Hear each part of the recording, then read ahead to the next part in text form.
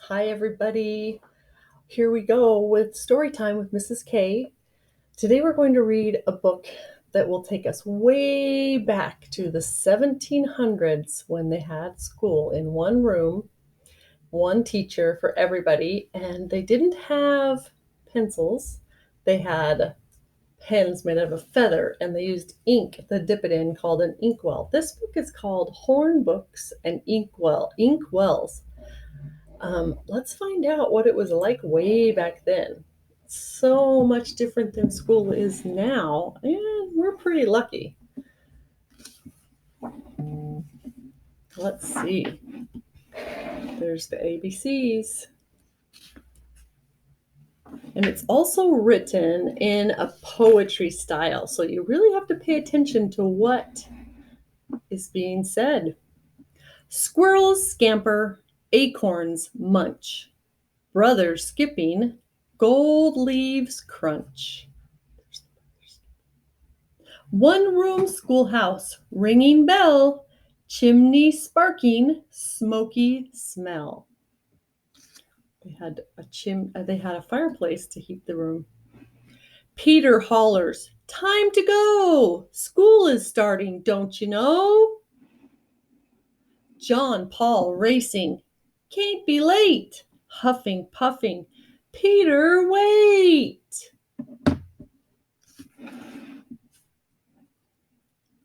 Sternly standing, master greets pairs of children taking seats. Hardwood benches, musty smell, children scurry, final bell. Girls' side, boys' side, John in front. Peter snickers, "You're a runt." John Paul bristles, "Take that back!" Brothers bicker, thick rod, thwack. Birch bark paper, stripped from trees. Hornbook, inkwells, ABCs. Daily lessons, history, learning numbers 1, 2, 3. Recess, racing, wooden stilts. Stepping, clomping, sideways tilt. Hard clay marbles, click, clink, click. Ball of leather, hit with stick. Recess over, psalms recite. Inkwells dipping, verses write. "Eep! An error!" Peter sneers. 4 fists flying, grabbed by ears. Those brothers keep fighting. Wearing neck yokes, ridicule, children chanting, "You're a fool!" Nap time study. Alphabet, John Paul sighing, "Can't read yet." Mother hugging, "You'll succeed." John Paul labors, Bible read. Mealtime munching, bread and cheese, snowflakes falling, small pond freeze. Wood and ice skates, spinning twirls, boys with red cheeks, laughing girls. Big boys carry branches, sticks, wood stove crackles, warming bricks. John Paul learns geography.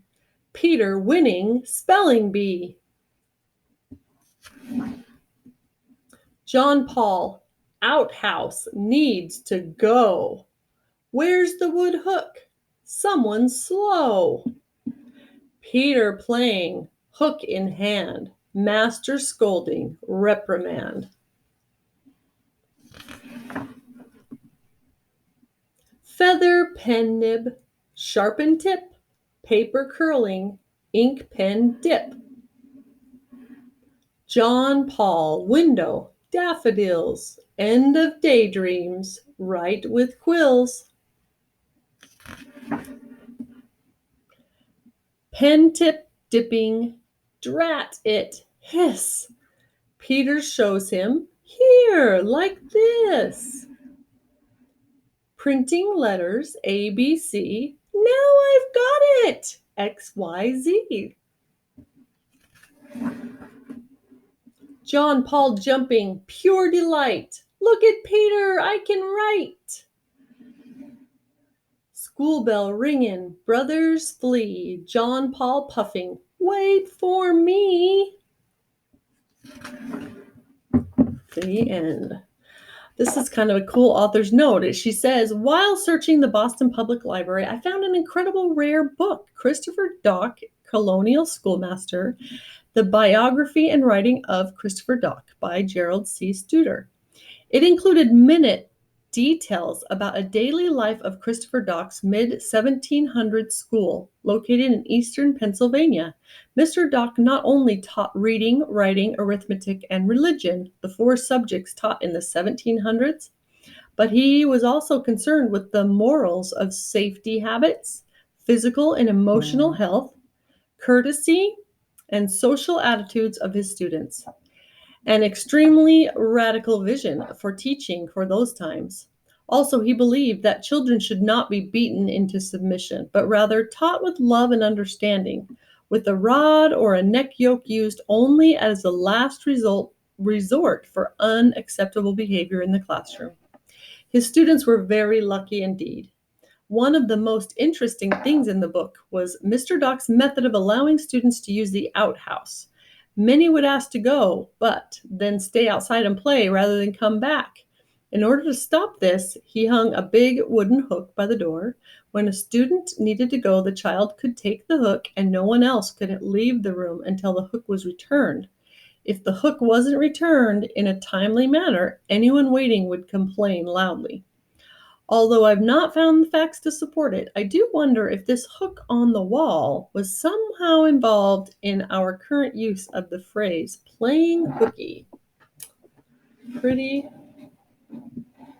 interesting story.